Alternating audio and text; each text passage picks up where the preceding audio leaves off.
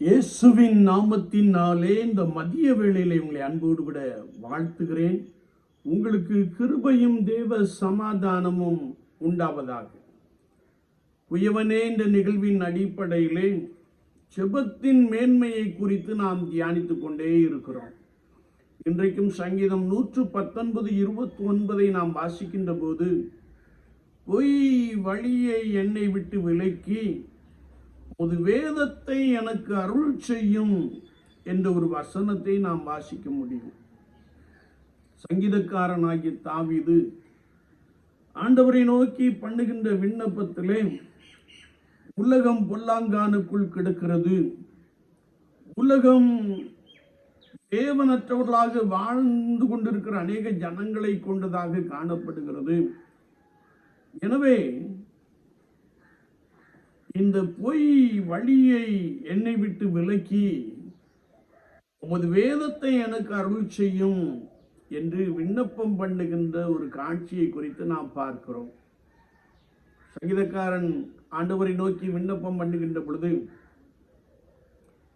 ஆண்டவரே, அதிகாலமே உமக்கு நேராய் வந்து காத்திருக்கிறேன், நான் நடக்க வேண்டிய வழியை எனக்கு காண்பியும் என்று சங்கீதம் 143 நாம் தெளிவாய் வாசிக்க முடியும். மனுக்குலம் பாவத்தில் சிக்கி தவிப்பதையும் அதில் இருக்கிற தான் நீதியாய் வாழ வேண்டும் என்று சொல்லி ஆண்டவருடைய உதவியை சங்கீதக்காரன் நாடுகிறார். நான் தெரிந்தோ தெரியாமலோ, அறிந்தோ அறியாமலோ செய்த பாவங்களுக்கு என்னை மன்னியும்.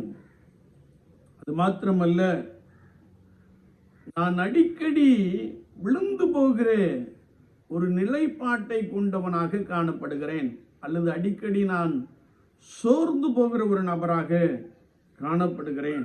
எனவே உம்முடைய வசனத்தின் மூலமாக நீ எனக்கு உதவி செய்யும் என்று சொல்லி ஆண்டவராகிய தேவனை நோக்கி கூப்பிடுகின்ற ஒரு சத்தத்தை நாம் இங்கே காண முடியும்.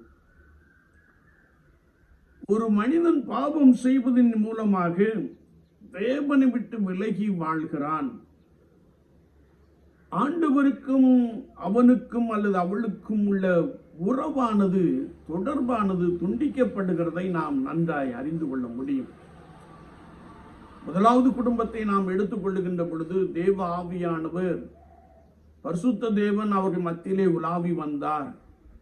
அவர்கள் சர்ப்பத்திற்கு கீழ்ப்படிந்து தேவனை விட்டு விலகினபடியினாலே ஆண்டவருக்கும் அவர்களுக்கும் உள்ள உறவு துண்டித்து போனதை நாம் நன்றாய் அறிந்திருக்க முடியும்.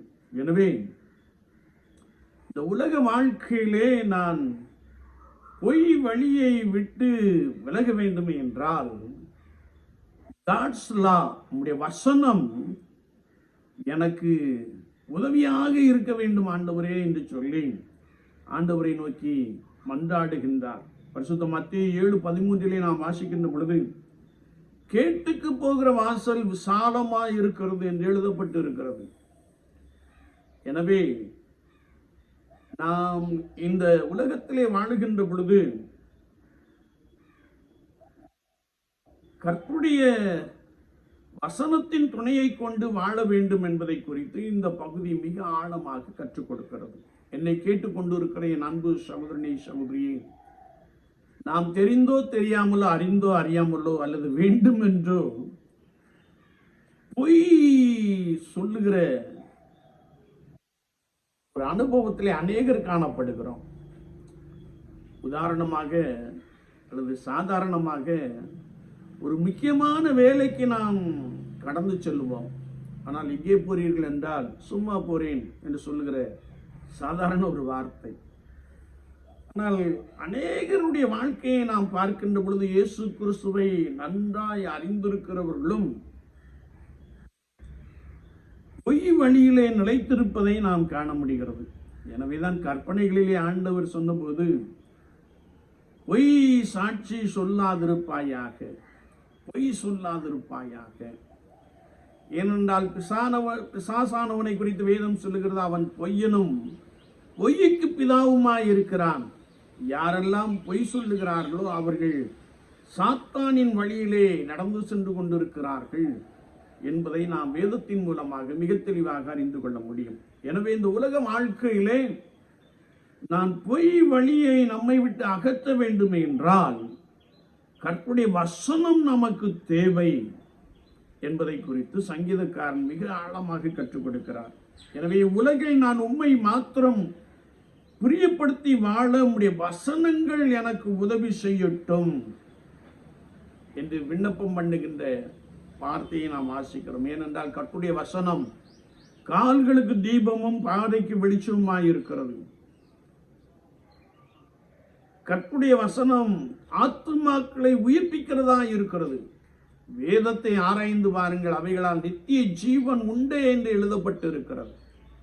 அன்றாட ஜீவியத்திலே நான் பொய் வழியை விட்டு இயேசுவுக்கு பிரியமாய் நடக்க வேண்டும் என்றால் கர்த்தருடைய வேதத்தின்படி நடக்கிற உத்தம மார்க்கத்தார் பாக்கியவான்கள் என்ற வசனத்தின்படியே நான் கர்த்தருடைய வசனத்தை பிடித்துக் கொண்டு ஓடுகிறவர்களாக, கர்த்தருடைய வசனத்தின்படி நடக்கிறவர்களாக காணப்படுகின்ற பொழுது நான் பொய் வழியை விட்டு கர்த்தருக்கு பிரியமாய் நடக்கிற ஒரு அனுபவத்திற்குள்ளே கடந்து வருகிறோம். அப்படிப்பட்ட கிருபையை ஆண்டவர் நம் ஒவ்வொருவர் மேலும் நிறைவாய் வைப்பாராக. ஆமென், ஆமென்.